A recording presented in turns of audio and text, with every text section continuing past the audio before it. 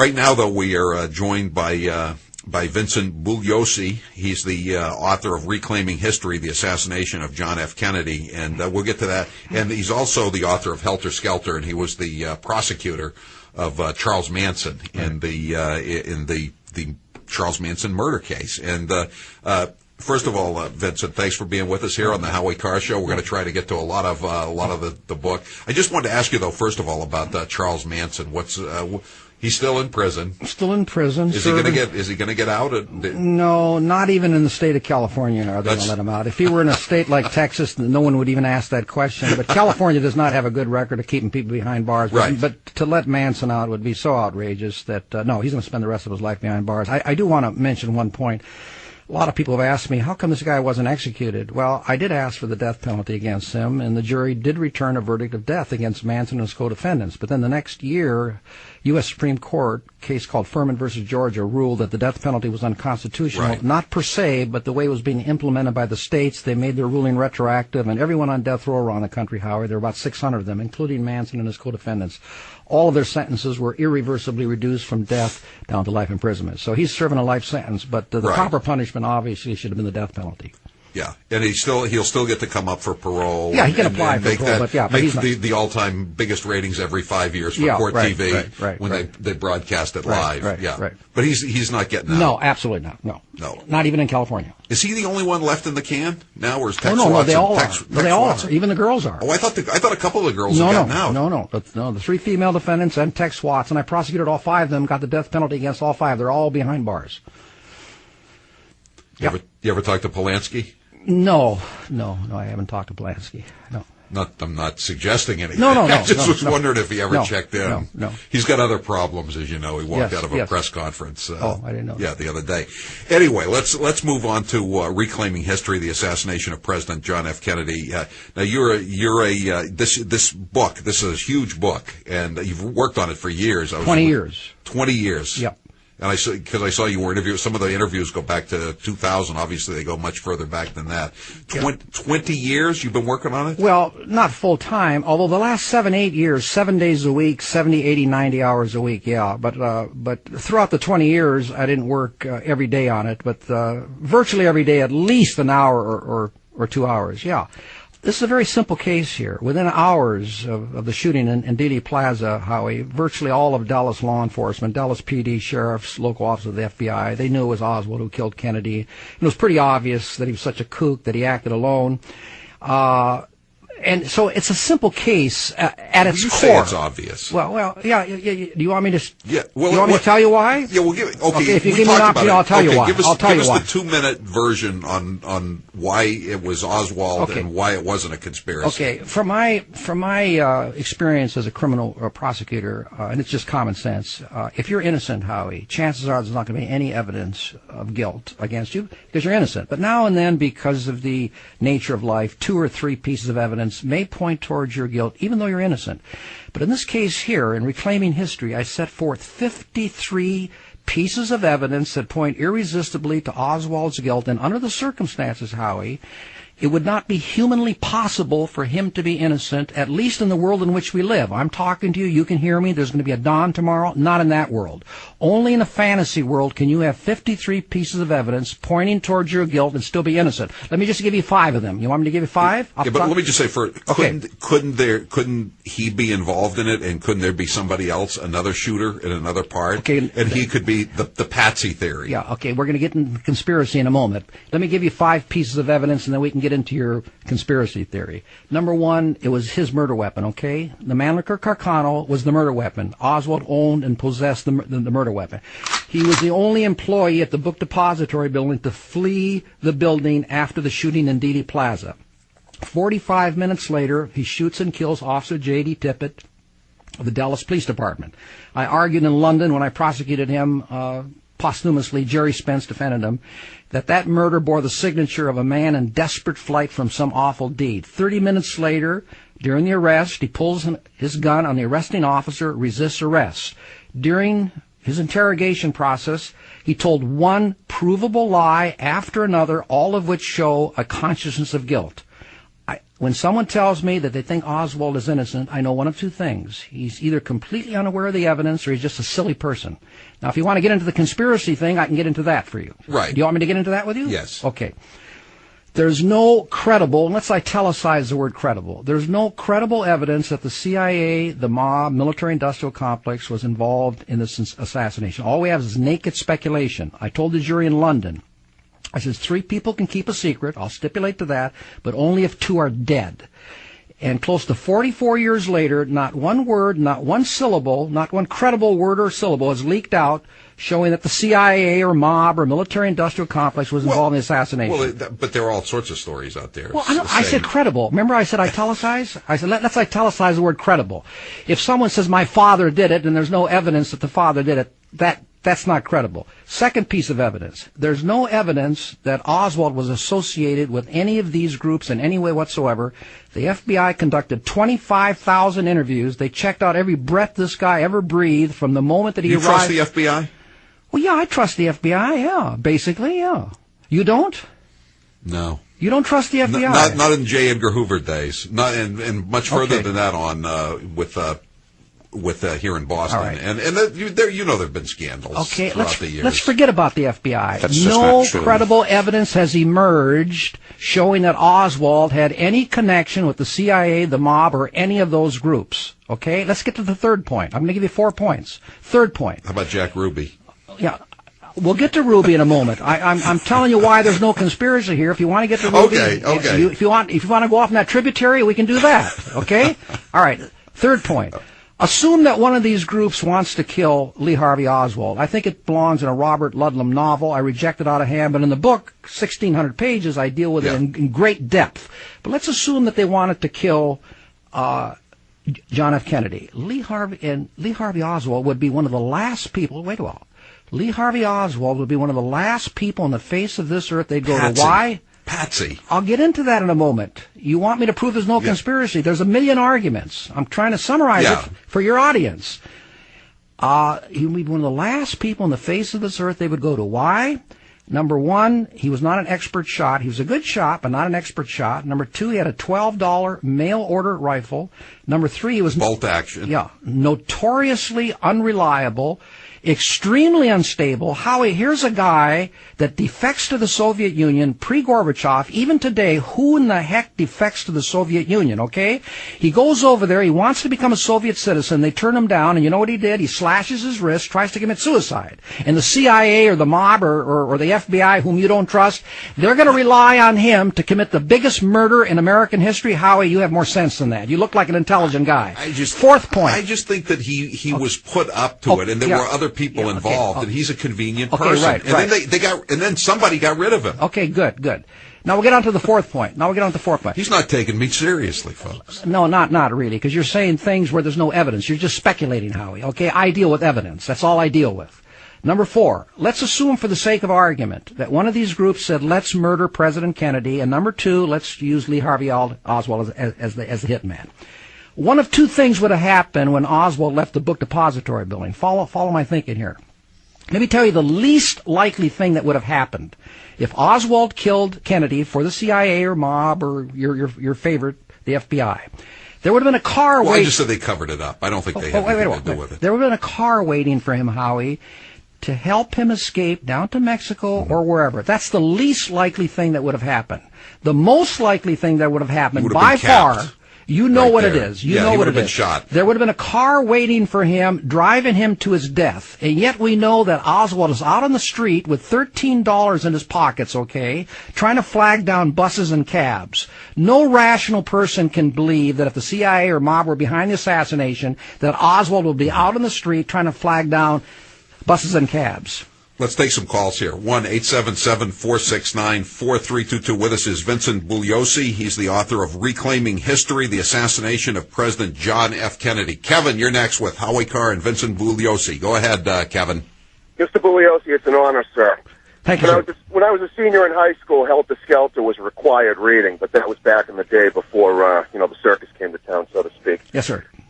Listen, I read a book about 2 years ago called, it was a biography on Peter Lawford called The Man Who Kept the Secrets.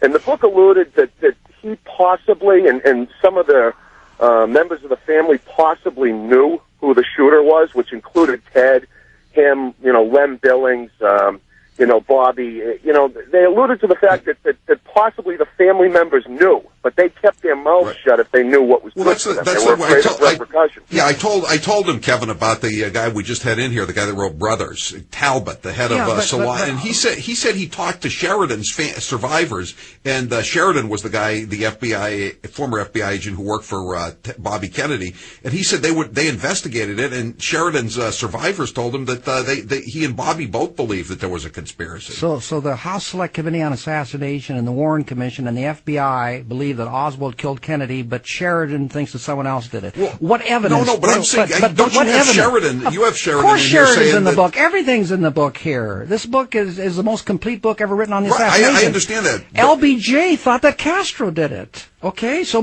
maybe Castro did it. But you got to look at the evidence. If he was privy, if LBJ was privy, because he was president, to some information that Castro had done it, then it's serious. Then it's serious stuff. But if he's given his opinion that we try to kill Castro and then Castro got even, that's like hearing from the next door neighbor. It doesn't have any substance. You've got to look at the evidence. But what I'm saying is you have Sheridan in here as saying that it wasn't a conspiracy, I believe, don't you? No. What I have Sheridan in here is saying is that this nonsense down in New Orleans, with Garrison. When Garrison was saying that Shaw was involved in the assassination, that was nonsense. Yeah. Bobby thought that was nonsense, and so did Sheridan. And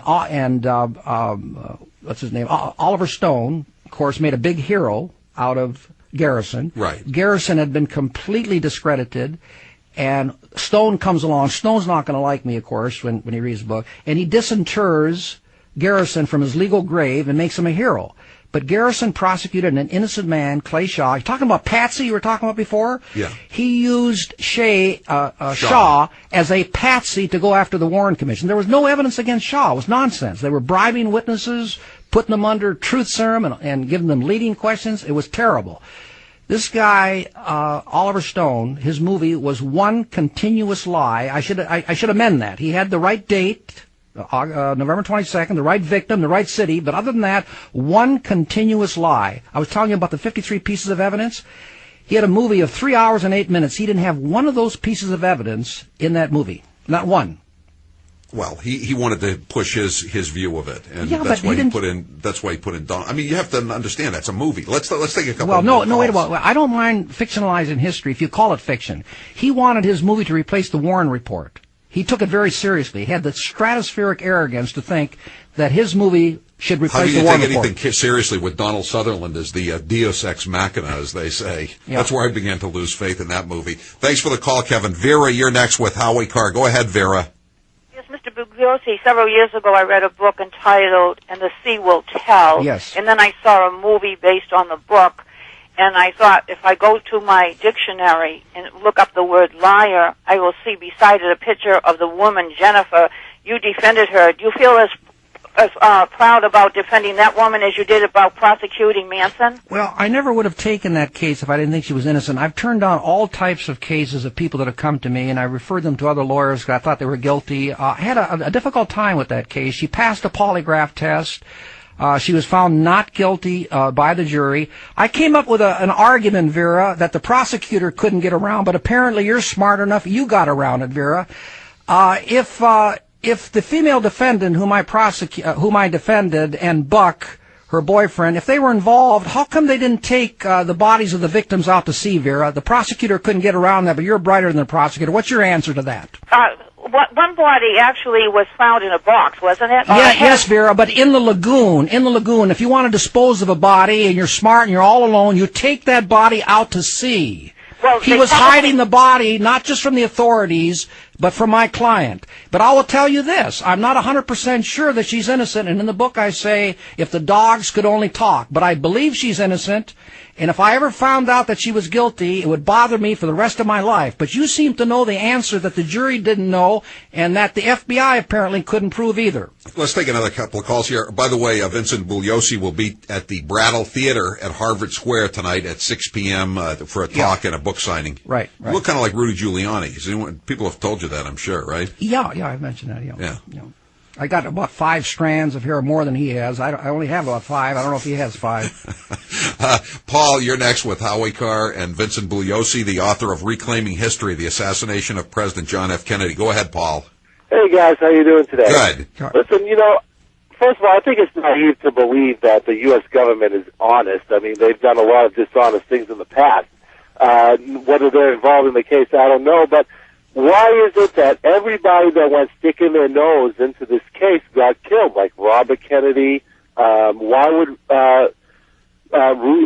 would that guy shoot Oswald when he was coming out in chains? And thirdly, the guy with mob ties. You admit that, okay, right? But I just made the argument that if the mob was involved, Oswald would not have been out in the street flagging down cabs and buses. They but got he's rid forgotten. of him But he's 36 forgotten hours about later, that. though. But he's forgotten about it. But wait a second. What about, didn't Ruby receive a disproportionate and inordinate amount of calls from Chicago? From his old mob associates? No, it had nothing to do with that. What it had to do with is that a club that was in competition with his girly club, they were using girls without paying them the proper amount of money, and therefore they were beating Ruby at his own business, and he started calling all over the country, including some people with shady backgrounds, to help him that he knew, that he'd been with for a long, and he had been in Havana pre-Castro, correct? Yeah, visiting a friend of his down there. Oh, yes. Well, but according to you, he was visiting a mobster to conspire. Well, he was involved with the mob on the West Side. Absolutely not. Absolutely not. Should we talk about Ruby for a moment? Okay, let's talk about Ruby. Ruby, the FBI, but you don't believe the FBI, and the Warren Commission found... I have my reasons. Okay, found no evidence that he was a mobster at all, had ever been connected with organized crime, but he did have pretensions. He'd like to give the impression of having mob connections. He was always putting on an act, a facade. He took a polygraph test, volunteered to take a polygraph test on that very issue, passed it. Number 2, very close to Dallas law enforcement. I don't know if you know that. He was a police buff. They'd come to his club. He was visiting them. Over half of the Dallas force... A lot of mob guys are. Okay, fine. You're convinced there's a conspiracy. All right. Number 2, he was a big blabbermouth. He was always snitching on people at the club he thought were involved in crime. Whom did he snitch to? I'll tell you, the Dallas Police Department. Just the type of guy you're going to go to if you're going to use them to kill Oswald, the second biggest murder in American history. Number 3, the guy was mentally and emotionally unbalanced, okay?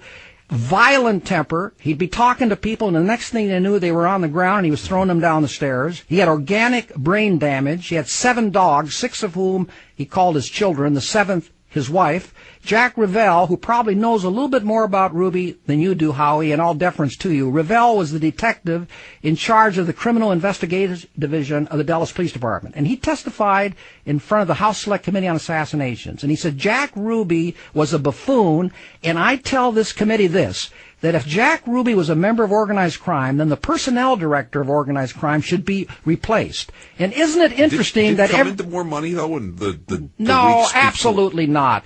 Isn't it interesting that everyone that knew Ruby, the FBI interviewed over 100 people, they thought it was a joke that he was a member of the mob and killed Oswald for the mob. They thought it was a big, big joke. But people calling in on the show here from Sheboygan or Topeka, they know Ruby, and of course he's a big, big mobster, and of course he silenced Oswald for the mob. But by the way, who was supposed to silence Ruby?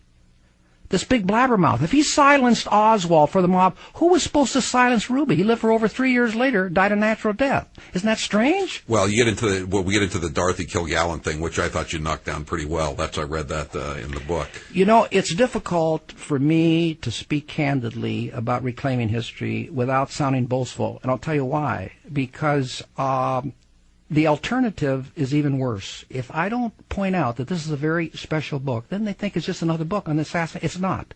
The LA Times said someone finally put all the pieces together. Reclaiming History is a book for the ages. The Wall Street Journal said this book is unlike any other book that's ever been written on the assassination. This is a very special book right here. And I've written 3 number 1 best-selling books, New York Times. This is the best that I can do. I can't do anything better than that. But I don't avoid any of the issues, and the conspiracy theorists are going to have a tough time with me. Posner, the guy that took the same position, they savaged him. They're not going to be able to do that with me. They're not going to agree with me, but they're not going to be able to say, Bugliosi said thing in one paragraph, but the second paragraph he omitted. They're not going to be able to do that. Will you believe the district attorney in Dallas or the police chief in Dallas? And they were lying too, and that's what they're going to say. But I got over 10,000 citations in this book. You know what a citation is? Yeah. Okay. Yes. Well, no, some people don't.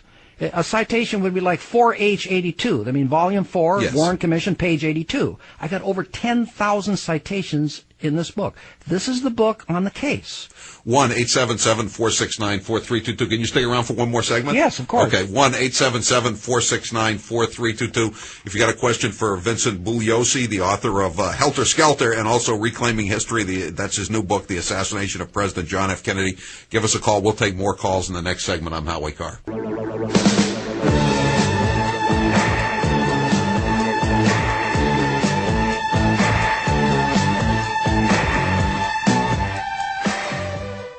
1-877-469-4322. With us is Vincent Bugliosi. He's the former prosecutor of Charlie Manson in those famous murder cases of the 60s, and he wrote Helter Skelter, and now he's written Reclaiming History, the Assassination of President John F. Kennedy. It's a huge book, and it's published by Norton, and you can order it off of our website at howiecarr.com. 1,600 pages, or 1,600 pages of narrative. Text, and then there's endnotes, which are very, very important. They're not typical endnotes, 1,125 pages. Many issues are very important that are in the endnotes.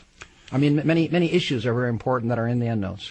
So we're going to take some more of your calls at 1-877-469-4322. Okay, but first I have to ask you about the Zapruder film. Zapruder film. And, of course, the most important thing, which is the head, the JFK's head snapping back. The head snapped to the rear. As if he is shot from the grassy knoll. Right. That was first shown in 1975. Geraldo Rivera had a show, Good Night America or something, on ABC, and millions saw it, and understandably came to the conclusion that with the head snap to the rear, the shot must have come from the right front of the president, and Oswald, of course, was to his right rear.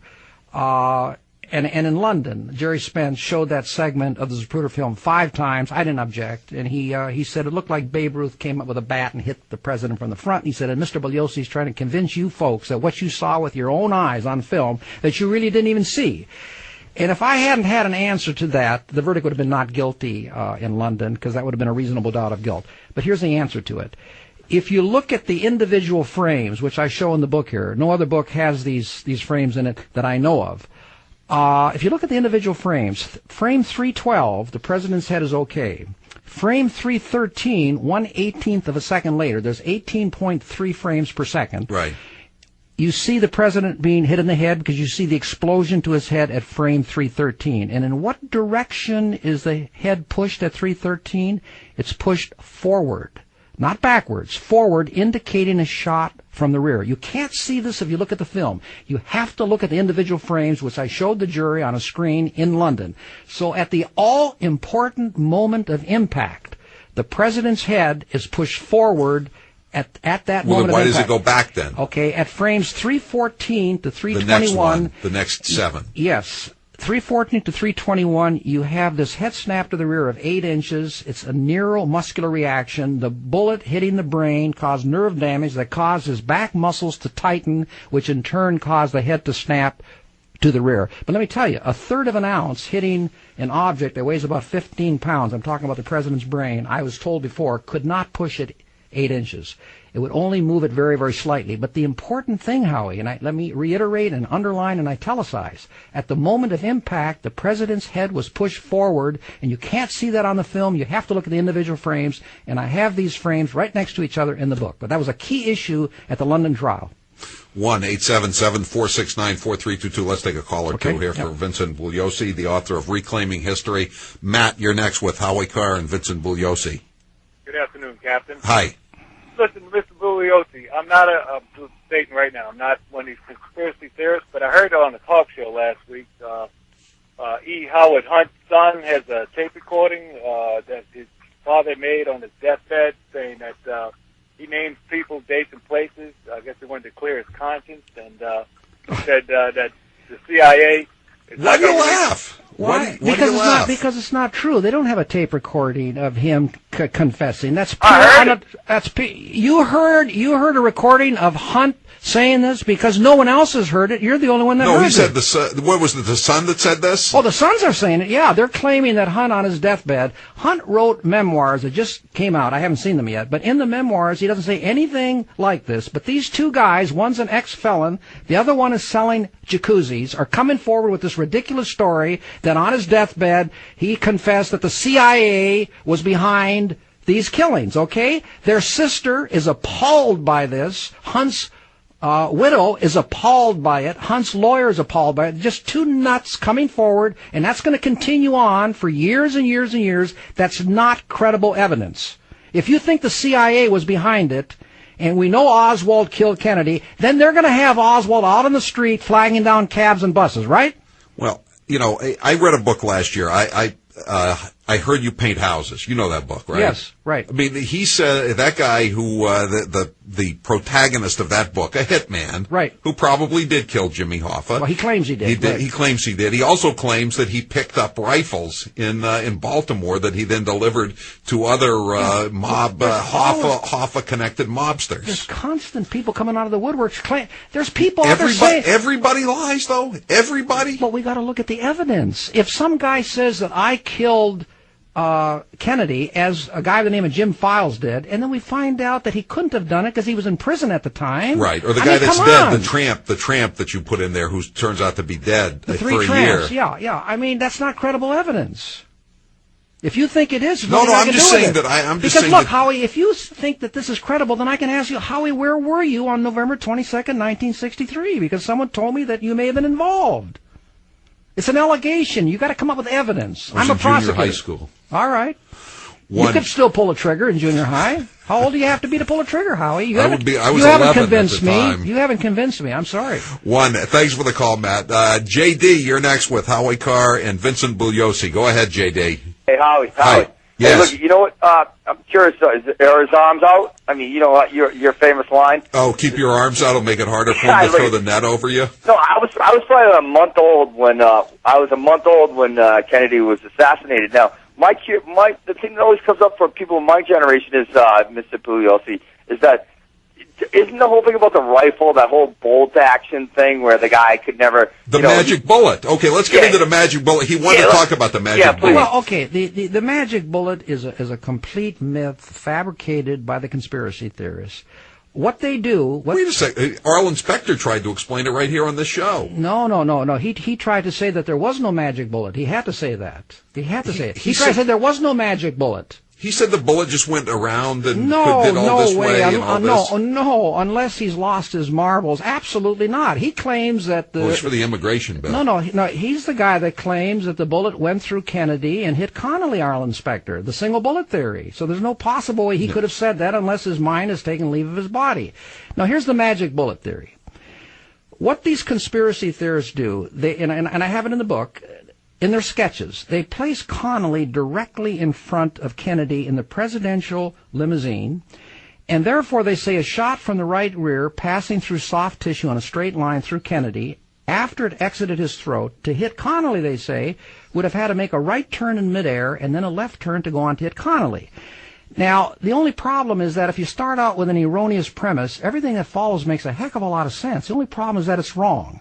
And to show you the way these people lie, if you look at the Zapruder film, and I have and I have photographs in the book, Connolly was not seated directly in front of Kennedy. He was seated to his left front in a jump seat, okay? 6 inches in. So a bullet passing through Kennedy on a straight line, soft tissue, had nowhere else to go except to go on and hit Connolly. Now, in London, Jerry Spence called Dr. Cyril Wecht. I don't know if you know that name. No. Cyril Wecht used to be the coroner of Allegheny County, and he's a big conspiracy theorist. And he called him to the stand in London to testify to the magic bullet, okay? And he said, bullets don't even do this in cartoons, make right and left turns. On cross-examination, I said, Dr. Wecht, I said, if this bullet passed through soft tissue on a straight line, which you agree, and he says yes, if it didn't go on to hit Connolly, as you claim it did not, I said, how come it didn't tear up the interior of the limousine or hit the driver? He says, I don't know. Well, then I got sarcastic with him. It's cross-examination. I said, if it didn't hit Connolly, didn't hit the interior of the limousine, didn't hit the driver, I said, it must have zigzagged to the left. And he said, no, it need not have zigzagged to the left. I said, did it hop, skip, and jump over the car? He says, no, it did not have to perform any remarkable feat at all. I said, then what happened to this bullet? In his answer, it's in the transcript, I don't know. So who has the wait, let me finish this now. Who has the magic bullet? If we're to believe the conspiracy theorists, after this bullet exits the president's throat, apparently it vanished into thin air, Howie, without a trace. Well, I've also read that they had it on a stretcher, that there was a bullet seen on the stretcher and disappeared. I know you'll disregard that. It did not disappear. What are you talking about? That's CE, Commission Exhibit 399. That's the bullet that went through Kennedy and went through Connolly. But you're not following what I'm saying. The conspiracy theorists have taken this magic bullet argument and hung it around the neck of the Warren Commission for 44 years, but they're the only ones that have a magic bullet. Because if we follow their theory, apparently, Howie, it vanished into thin air. It didn't hit Connolly, didn't hit the interior. You say he's not a great marksman, yet he's able to do this. Would you say it was an amazing feat? Well, absolutely not. It wasn't an amazing feat? Of course not. Of course it was not. I'm assuming you've been up there. I'm not an expert marksman, but it seems like some pretty good shooting to me. No, it's not. He fired a .212 in the military. He was a sharpshooter. I said he was not a bad shot. He was not an expert shot, not a bad shot. If you go up to that window and you assume that you're holding a rifle in your hand, the barrel of that rifle is on a straight line with Elm Street, okay? Yes. The first shot was at about 59 yards. Very close. You know, on the range, it's 100, 200, 300, and 500. 59 yards. The head shot, 88 yards. So it's very close. Limousine's going 11.5 miles an hour, very slowly. Also, there's a 3.9 degree declination of Elm Street. Now, the relevance of that is that eliminates the necessity of elevating the muzzle as the limousine gets farther away from the sixth floor window. And I asked my firearms guy in London from Wisconsin, I said, I don't want to put any words in your mouth, but I said, was the president essentially a stationary target? And he said, yes, he essentially was a stationary target. Now, how great a shot was he? Okay, let me make, because you said he's a great shot. No, okay? no, you said, I was just saying, you said he wasn't a great shot earlier. No, he was. I said he was not an expert shot. I said he was a good shot, not an expert shot. He was a good shot. But how good a shot is he now? He's aiming at the head, right? We assume he's aiming at the head. If you're trying to kill someone, that's the most vulnerable part of the body. First shot misses the limousine completely, okay? Second shot hits the upper right back of the president, exits the front of the throat, misses the head. Third shot hits him in the head. 1 out of 3. How great is that? The conspiracy theorists have lied throughout the years, said no one has duplicated it. How many seconds did he do that? All right, they lie about that. They say 5 point. It's a bolt action. Okay, they say 5.6 seconds. The first shot was at frame 160. The third shot 313, 8.4 seconds. And really, Howie, the clock starts running from the time of the first shot, because at the time of the first shot, the cartridge is already in the chamber. You've had all the time in the world to set it up. So really, the clock starts running from the first shot. And from the first shot to the third shot is 8.4 seconds. They claim 5.6 seconds. Wrong. 160 to 313, 18.3 frames per second, 8.4 seconds he had, not 5.6. 1-877-469-4322. With us is Vincent Bugliosi. We got time for one or two more questions. One more question here, very quickly. Vinny, go ahead. Good afternoon. How are you? Oh, okay, if your name is Vinny, I guess on the East Coast they call people named Vinny. So, my cousin Vinny. Yeah, so you shouldn't be too hard on me now, Vinny, because my name is Vince.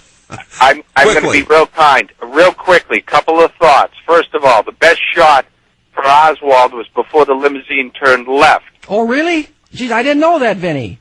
I'm going to make my book thicker the next time. I'm going to add that. Under what conceivable theory under the moon would the best shot have been when the limousine was going north on Houston, Vinny? Under what conceivable theory? Please explain that to me.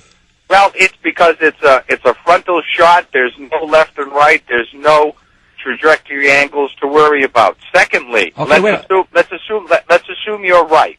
Well, no, I have to respond to you on that. Do you want me to respond to you on that? Quickly, we're right at the very end. If the limousine is going northbound on Houston, who is seated in front of Kennedy? Connolly. Wouldn't he have had to hit Kennedy through Connolly? No, but Kennedy, how is that a clear shot? Connolly sitting in front of Kennedy. Not directly in front, but most of his body is shielding Kennedy's body, and you're telling me that's the easiest shot? But he was going for a headshot. Kennedy is elevated above Conley, and Conley's 6 inches to his left. I agree with you, but a good part of Conley's body was obstructing the vision of Kennedy. The second point, if you're a sniper and all heads are looking forward towards the front, and you're a sniper, the New York Times said Kennedy killed by sniper, you're not going to fire at a car coming at you with everyone looking towards you. What you're going to do if you're a sniper, you're going to wait until the limousine takes a left turn on Elm, everyone's looking toward the front, and then you pick them off from behind. I don't think it would have been a good shot on Houston. Got to hold you right there, Vincent. But I see your point, Vinny. Reclaiming history, the assassination of President John F. Kennedy. He will be at the Brattle Theater tonight in Harvard Square at 6 p.m. for a talk and a signing. Thanks a lot for being with us. Great being on your show, Howie. I appreciate it very much. Thanks. I'm Howie Carr.